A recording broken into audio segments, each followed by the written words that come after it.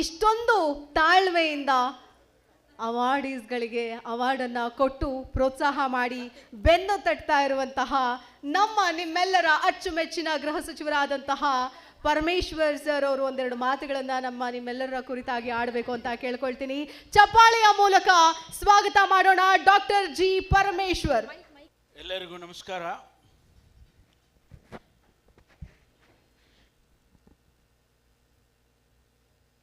Guarantee news ನಮಗೆ ಹೆಂಗೆ ಬಂತೋ ಗೊತ್ತಿಲ್ಲ. ಇದು ಯಾಕೆಂದರೆ ನಾವು ಸರ್ಕಾರದಲ್ಲಿ ಗ್ಯಾರಂಟಿ ಕಾರ್ಯಕ್ರಮಗಳನ್ನು ಪ್ರಕಟಣೆ ಮಾಡಿ ಇವತ್ತು ಅನುಷ್ಠಾನದಲ್ಲಿದೆ. ಅದಕ್ಕೂ ಇದಕ್ಕೂ ಸಂಬಂಧನೂ ಇಲ್ಲ. ಅದನ್ನು ಕ್ಲಾರಿಫೈ ಮಾಡಿಬಿಡ್ತೀನಿ. ಈ ಗ್ಯಾರಂಟಿ ನ್ಯೂಸ್ನ ಆಶ್ರಯದಲ್ಲಿ ಇವತ್ತು ಕರ್ನಾಟಕ ಐಕಾನ್ ಅವಾರ್ಡ್ಸ್ 2025 ವಿವಿಧ ಕ್ಷೇತ್ರಗಳಲ್ಲಿ ಸಾಧನೆಯನ್ನು ಮಾಡಿ ಈಗಾಗಲೇ ತಾವು ಸುಮಾರು 10 ಜನರಿಗೆ ಪ್ರಶಸ್ತಿಯನ್ನು ಏನು ಕೊಟ್ಟಿದ್ದೇವೆ, ಅವರ ಹಿನ್ನೆಲೆಯನ್ನು ತಾವು ನೋಡಿದ್ರಿ ಅಂತ ಹೇಳಿ ನಾನು ಭಾವಿಸ್ಕೊಳ್ತೇನೆ. ಇಂತಹ ಈ ವಿನೂತನವಾದ ಕಾರ್ಯಕ್ರಮದಲ್ಲಿ ಭಾಗವಹಿಸಿ ತಮ್ಮೆಲ್ಲರಿಗೂ ಆಶೀರ್ವಾದವನ್ನು ನೀಡೋದಕ್ಕೆ ಆಗಮಿಸಿರ್ತಕ್ಕಂಥ ಪೂಜ್ಯ ಶ್ರೀ ಶ್ರೀ ಪ್ರಕಾಶನಾಥ ಸ್ವಾಮೀಜಿಯವರಿಗೆ ನನ್ನ ನಮನಗಳನ್ನು ಹೇಳಿ, ಈ ಕಾರ್ಯಕ್ರಮ ಈ ಗ್ಯಾರಂಟಿ ನ್ಯೂಸ್ನ ಚಾನಲ್ಲಿನ ಡೈರೆಕ್ಟರ್ ಸಹೋದರಿ ನಮ್ರತಾ ಅಶೋಕ್ ಅವರೇ, ನನ್ನ ಆತ್ಮೀಯ ಗೆಳೆಯ ಸಹೋದರ ಮಾನ್ಯ MD ಅವರಾದ ಶಿವಸ್ವಾಮಿ ಅವರೇ, ಮತ್ತು ಚೀಫ್ ಎಡಿಟರ್ ಮತ್ತು ಇನ್ನೂ ಏನೇನೋ ಇದೆ, ಅದೆಲ್ಲ ಹೇಳೋದಿಲ್ಲ ನಾನು, ಸಹೋದರಿ ಶ್ರೀಮತಿ ರಾಧಾ ಹಿರೇಗೌಡ ಅವರೇ, ಈ ಕಾರ್ಯಕ್ರಮದಲ್ಲಿ ವಿಶೇಷವಾಗಿ ಆಗಮಿಸಿ ಭಾಗವಹಿಸಿರ್ತಕ್ಕಂಥ ಶ್ರೀಮತಿ ಅಮೂಲ್ಯ ಅವರೇ, ಅದೇ ರೀತಿ ಕುಮಾರಿ ರಾಧ್ಯ ಅವರೇ, ಇಲ್ಲಿ ಆಗಮಿಸಿರ್ತಕ್ಕಂಥ ಎಲ್ಲ ಆಹ್ವಾನಿತರೆ, ವಿಶೇಷವಾಗಿ ಈ ಐಕಾನ್ ಅವಾರ್ಡ್ಸ್ಗಳನ್ನು ಸ್ವೀಕಾರ ಮಾಡೋದಕ್ಕೆ ಬಂದಿರತಕ್ಕಂಥ ಎಲ್ಲ ಸ್ನೇಹಿತರೆ, ಏಪ್ರಿಲ್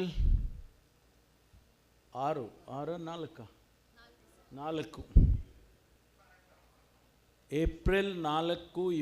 2025. ನಾನು 24 ಅಂತ ಮಾಡಿದ್ದೆ. ಯಾಕೆಂದರೆ ಸಾಮಾನ್ಯವಾಗಿ ಒಂದು ಸುದ್ದಿವಾಹಿನಿ ಯಶಸ್ಸನ್ನು ಕಾಣಬೇಕಾದ್ರೆ, ಒಂದು ಸಾಧನೆಯನ್ನು ಮಾಡಬೇಕಾದ್ರೆ ಒಂದಿಷ್ಟು ಸಮಯ ಬೇಕಾಗ್ತದೆ. ಈ ಸ್ಪರ್ಧಾತ್ಮಕ ಯುಗದಲ್ಲಿ ನ್ಯೂಸ್, ಗ್ಯಾರಂಟಿ ನ್ಯೂಸ್ ಅವರು ಮಾಡಿರ್ತಕ್ಕಂಥ ಸಾಧನೆ ಬಹಳ ವಿಶೇಷವಾದದ್ದು ಅಂತ ಹೇಳಿ ನಾನು ಅಂದ್ಕೊಳ್ತೇನೆ. ಕೇವಲ 3 ತಿಂಗಳಲ್ಲಿ 12 ಕೋಟಿ ಜನರು ಈ ಚಾನೆಲ್ನನ್ನು ವೀಕ್ಷಣೆ ಮಾಡಿದ್ದಾರೆ ಅಂತ ಹೇಳಿದರೆ, ನೀವು ಎಲ್ಲ ರೆಕಾರ್ಡ್ಸು ಬ್ರೇಕ್ ಮಾಡಿದ್ದೀರಿ ಅಂತ ಕಾಣಿಸುತ್ತೆ.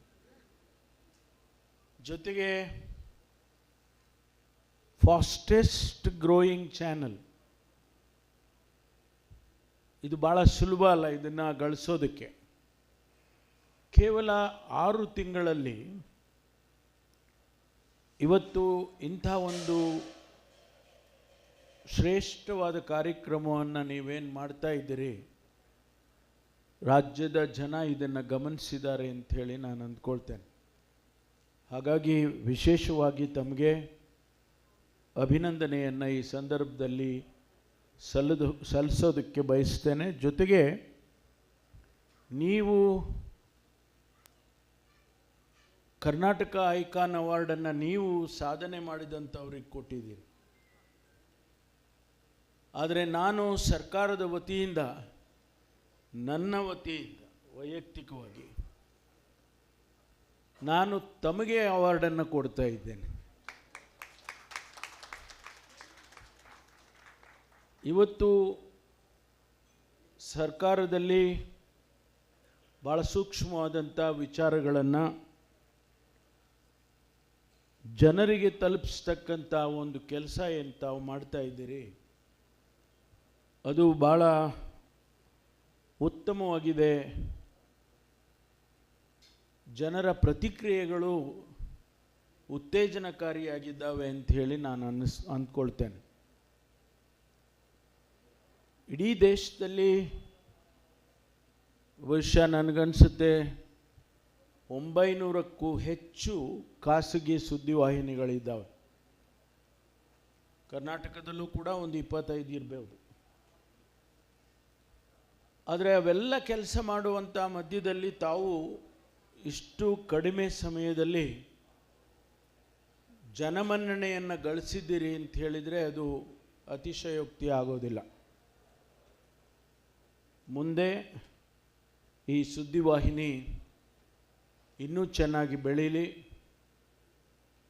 ಜನಮನ್ನಣೆಯನ್ನು ಇನ್ನೂ ಹೆಚ್ಚಿನ ರೀತಿಯಲ್ಲಿ ಗಳಿಸಲಿ. ನಿಮ್ಮೆಲ್ಲ ಇಡೀ ತಂಡ, ಇವತ್ತೇನು ಒಂದು ಯುವ ತಂಡವನ್ನು ತಾವು ಕಟ್ಕೊಂಡಿದ್ದೀರಿ, ಆ ಯುವ ತಂಡ ಒಂದು ಸಾಧನೆಯನ್ನು ಮಾಡಲಿ ಹಾಗೆ ಅಂತೇಳಿ ನಾನು ಈ ಸಂದರ್ಭದಲ್ಲಿ ಹಾರೈಸ್ತೇನೆ. ಸುದ್ದಿವಾಹಿನಿಗಳಿಂದ ಜನ ಬಯಸೋದೇನು? ಜನ ನೈಜ ಸುದ್ದಿಗಳನ್ನು ಬಯಸ್ತಾರೆ. ನಿಮ್ಮ ಸುಳ್ಳನ್ನು ಅಥವಾ ನಿಮ್ಮ ವಿಶ್ಲೇಷಣೆಗಳನ್ನು ಅವರು ಬಯಸುವಾಗ ಭಾಳ ಸೂಕ್ಷ್ಮದಿಂದ ನಿಮ್ಮನ್ನು ಗಮನಿಸ್ತಾರೆ. ಏನೋ TRPಗೋಸ್ಕರ ಏನೋ ಹೇಳಿಬಿಡೋದು, ಯಾವುದೋ ಒಂದು ವಿಷಯಕ್ಕೆ ಸಂಬಂಧಪಟ್ಟಂಥ ವಿಚಾರದಲ್ಲಿ ಸತ್ಯಕ್ಕೆ ದೂರವಾಗಿರ್ತಕ್ಕಂಥ ಮಾಹಿತಿಗಳನ್ನು ಕೊಡೋದು, ಅಥವಾ ಅಲ್ಲಿ ನಡೆದದ್ದೇ ಬೇರೆ ನಾನು ಹೇಳೋದೇ ಬೇರೆ ಅಂತ ಹೇಳ್ತಕ್ಕಂಥದ್ದು. ಅದು ಆದಾಗ ನಿಮ್ಮ ಸ್ವಾಭಾವಿಕವಾಗಿ ನಿಮ್ಮ ರೇಟಿಂಗ್ ಕಡಿಮೆ ಆಗುತ್ತೆ. ಏನೋ ಒಂದು ಸೆನ್ಸೇಷನಲೈಸ್ ಮಾಡಿಬಿಡ್ತೇವೆ ಅಂತೇಳಿ ಒಂದು ಸುದ್ದಿಯನ್ನು ಹೇಳ್ಬೋದು ನೀವು. ಆದರೆ ಆ ಸೆನ್ಸೇಷನೈಸ್ ಮಾಡುವಾಗ ನಿಮ್ಮ ರೇಟಿಂಗು ಕೂಡ ಅದರ ಜೊತೆಯಲ್ಲಿ ಇರುತ್ತೆ ಅನ್ನೋದನ್ನು ಗಮನದಲ್ಲಿ ಇಟ್ಕೋಬೇಕು. ಭಾಳಷ್ಟು ಈ ದೇಶದಲ್ಲಿ ನಾನು ಹೇಳಿದಾಗೆ ಚಾನೆಲ್ಗಳಿದ್ದಾವೆ, ಸುದ್ದಿವಾಹಿನಿಗಳಿದ್ದಾವೆ. ಕೆಲವೇ ಯಶಸ್ಸು ಯಾಕಾಗ್ತವೆ ನಾವು ನೋಡ್ತೇವೆ. ಇವತ್ತು ಅಂತಾರಾಷ್ಟ್ರೀಯ ಮಟ್ಟದಲ್ಲಿ ನಾವೆಲ್ಲ ಚಿಕ್ಕಂದಿನಿಂದ ನೋಡಿದ್ದು BBC. ಆ BBC ಚಾನಲ್ಲು ಇವತ್ತು ಇನ್ನೂ ಎಷ್ಟು ಪ್ರತಿಷ್ಠಿತವಾಗಿ ಉಳಿದಿದೆ ಜಗತ್ತಿನಲ್ಲಿ ಅನ್ನೋದನ್ನು ಗಮನಿಸಬೇಕು. ಅಥವಾ ಬೇರೆ ಬೇರೆ ಅಂಥದ್ದೇ ಚಾನಲ್ಗಳಿದೆ. ಆದರೆ ಆ ಚಾನಲ್ಲೇ ಯಾಕೆ, ಆ ಸುದ್ದಿವಾಹಿನಿ ಯಾಕೆ ಯಶಸ್ವಿಯಾಗಿದೆ? ನಾವು ಸಾಮಾನ್ಯ ಭಾಷೆಯಲ್ಲಿ ಹೇಳೋದು ಇದ್ದದ್ದನ್ನೇ ಇದ್ದಂಗೆ ಹೇಳಿದ್ದಾರೆ ಅಂತ. ಆ ಸತ್ಯದ ಮಾತನ್ನು ನೀವು ಏನು ಹೇಳ್ತೀರಿ, ದಿ ಆ್ಯಕ್ಚುಯಲ್ ಫ್ಯಾಕ್ಟ್, ಅದನ್ನು ತಾವೇನು ಜನಸಮುದಾಯಕ್ಕೆ ತಿಳಿಸ್ತೀರಿ ಅದನ್ನು ಜನ ಮೆಚ್ಚಿಕೊಳ್ತಾರೆ. ಹಾಗಾಗಿ ಈ ಗ್ಯಾರಂಟಿ ಸುದ್ದಿವಾಹಿನಿಯನ್ನು ತಾವು ಪ್ರಾರಂಭ ಮಾಡಿದಿರಿ, ಬಹಳ ದೂರದೃಷ್ಟಿಯನ್ನು ಭಾಳ ಆಸೆಯನ್ನು ಇಟ್ಕೊಂಡು ಪ್ರಾರಂಭ ಮಾಡಿದ್ದೀರಿ. ಆ ಯಶಸ್ಸು ಕಾಣಬೇಕಾದ್ರೆ ಇನ್ನೂ ಸಮಯ ಬೇಕಾಗ್ಬೋದು.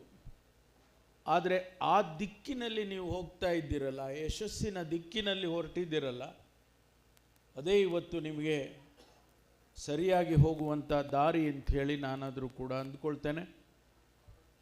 ಕರ್ನಾಟಕದಲ್ಲಿ ಇವತ್ತು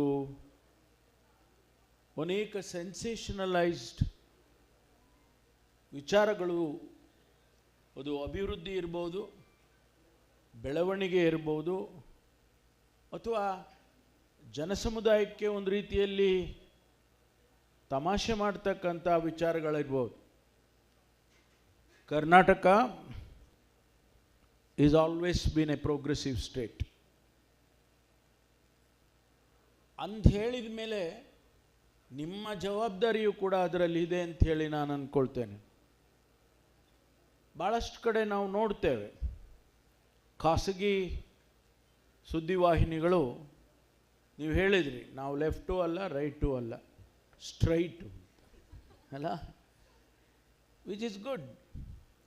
ಆದರೆ ಎಲ್ಲೋ ಒಂದು ಕಡೆ ಅದನ್ನು ಮಾಡುವಾಗ ನಮ್ಮ ಸಮಾಜದ ಬಗ್ಗೆ, ನಮ್ಮ ದೇಶದ ಬಗ್ಗೆ, ನಮ್ಮ ರಾಜ್ಯದ ಬಗ್ಗೆ ಬಹಳ ನಮ್ಮದು ಜವಾಬ್ದಾರಿ ಇದೆ ಅನ್ನೋದನ್ನು ಮನಸ್ಸಿನಲ್ಲಿ ಇಟ್ಕೊಳ್ಬೇಕಾಗ್ತದೆ.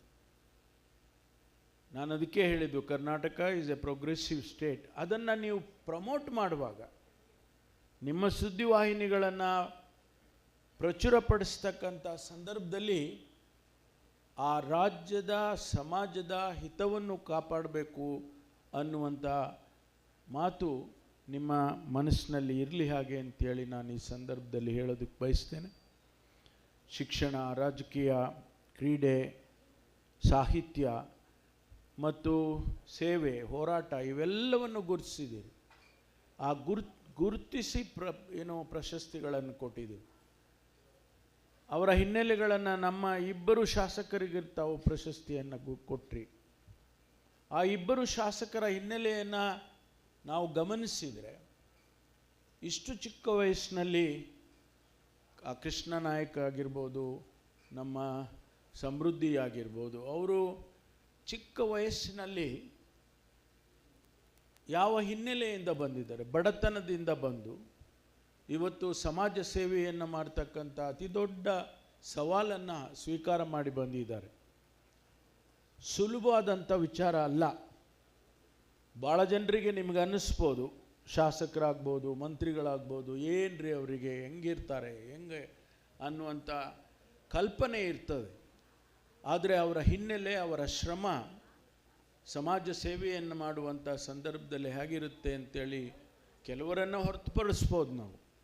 ಆದರೆ ಹೆಚ್ಚಿನ ಅಂಶ ಆ ಜನ ಶ್ರಮದಿಂದ ಇರ್ತಾರೆ ಅಂಥೇಳಿ ನಾವು ತಿಳ್ಕೊಳ್ಬೇಕಾಗ್ತದೆ. ಅದೇ ರೀತಿ ನಮ್ಮ ಇನ್ನೂ ಅನೇಕ ಜನರು ರಿಯಲ್ ಎಸ್ಟೇಟ್ನವರಿಗೆ, ಗೋಲ್ಡು ಡೈಮಂಡು ಮಾಡ್ತಕ್ಕಂಥವರಿಗೆ, ಅವರಿಗೆಲ್ಲರಿಗೂ ಕೊಟ್ಟಿದ್ದೀರಿ. ಎಲ್ಲರೂ ಸಾಮಾನ್ಯ ಹಿನ್ನೆಲೆಯೆಲ್ಲ ಬಂದಂಥವರು, ಅವರಿಗೆ ನೀವು ಗುರುತಿಸಿ ಕೊಟ್ಟಿರ್ತಕ್ಕಂಥದ್ದು ಭಾಳ ಶ್ಲಾಘನೀಯ ಅಂತ ಹೇಳಿ ನಾನು ಈ ಸಂದರ್ಭದಲ್ಲಿ ಹೇಳಿ,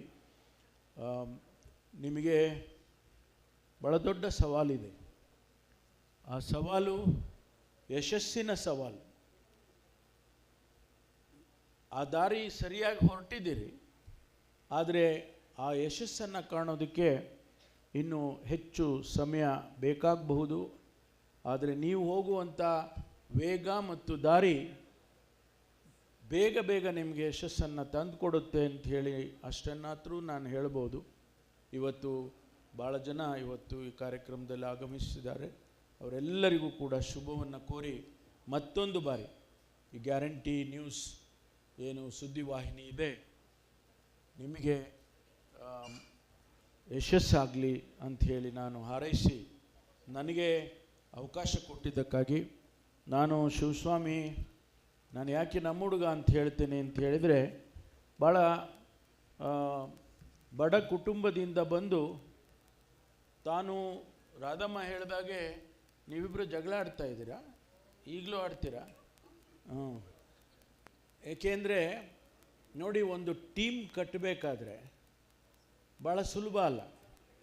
ನಾನು ಉದ್ಘಾಟನೆಯ ಸಂದರ್ಭದಲ್ಲಿ ನಾನು ಸುದ್ದಿವಾಹಿನಿಗೆ ಭೇಟಿ ಕೊಟ್ಟಾಗ ನೋಡಿದೆ, ಎಲ್ಲ ಕಿರಿಯ ವಯಸ್ಸಿನವರು, ಎಲ್ಲರಿಗೂ ಕೂಡ ನಾವು ಜೀವನದಲ್ಲಿ ಏನೋ ಒಂದು ಸಾಧನೆ ಮಾಡಬೇಕು ಅಂತ ಮನಸ್ಸಿರ್ತಕ್ಕಂಥವ್ರು.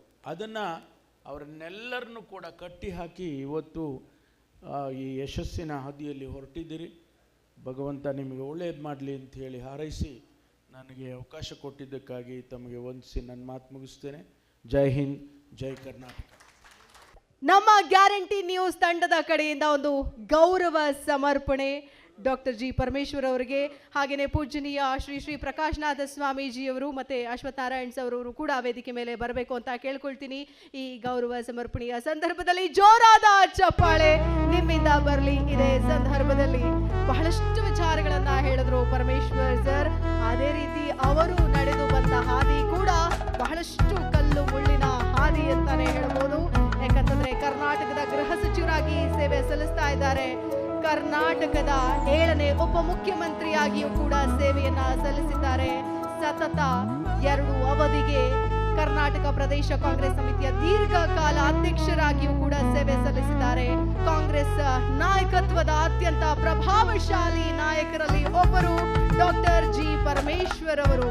ಸೊ ಇವತ್ತಿನ ನಮ್ಮ ಕಾರ್ಯಕ್ರಮಕ್ಕೆ ಬಂದು ಬಹಳಷ್ಟು ಅವಾರ್ಡ್ಗಳಿಗೆ ಹುರಿದುಂಬಿಸುವಂತಹ ಪ್ರಯತ್ನವನ್ನ ಮಾಡಿದ್ದಾರೆ. ಧನ್ಯವಾದಗಳು ಸರ್.